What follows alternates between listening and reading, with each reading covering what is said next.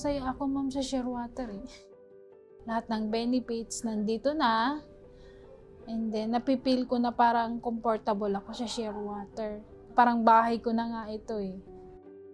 I'm Michelle Lapi. Nagtatrabaho po ako sa Shearwater for 11 years as housekeeping supervisor. Hinire ako ni Sir Ian Encinas as facility supervisor. And then dumami na ng dumami, ma'am, ako na po yung baging lead nila.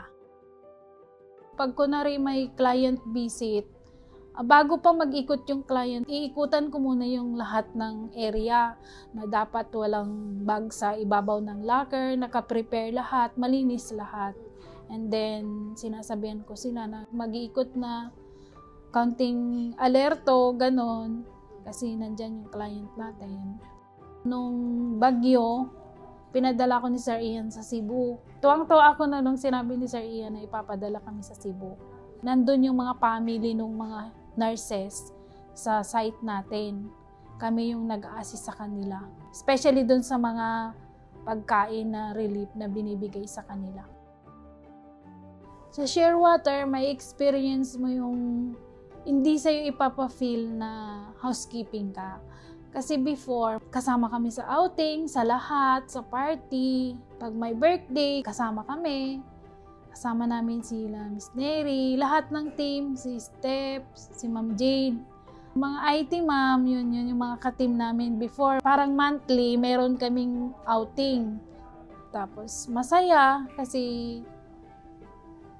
feel na feel mo na sila. Tapos parang pamilya mo na rin sila. Nag-start ako dito, ma'am, sa Shearwater, is payat pa ako. And then, lagi kasing may kainan kasi may TGIF noon. Tapos maraming pizza, maraming pagkain. Siyempre, as a housekeeping, sa amin yung tira. Kaya tumaba ako ng tumaba, ganito. Motivation ko ngayon, ma'am, bali, sinisipag ako magpasok kasi sa life ko, may mga bills akong binabayaran. Siyempre, kailangan mo bayaran yun. Nandiyan na si Judith. Tapos, minsan naisip ko, ay, hindi ako kailangan mag-absent kasi may iniwan sa aking trabaho, tapos si ganito, wala, tapos ako lang yung nakakaalam, kaya kailangan ko talaga pumasok. Before, ma'am, ako ay nangungupahan lang, and then ngayon, nakasala sa akin yung tinitirhan namin. And then mayroon pang nakasanla sa akin, tapos pinaupahan ko, yun yung extra income ko. Kasi yung anak ko before, ma'am, estudyante pa. Ngayon, may katulong na ako. Nagtatrabaho na siya. Yun yung panganay ko, ma'am. Kaya malaking ginhawa po sa akin yung napunta ko sa Shearwater.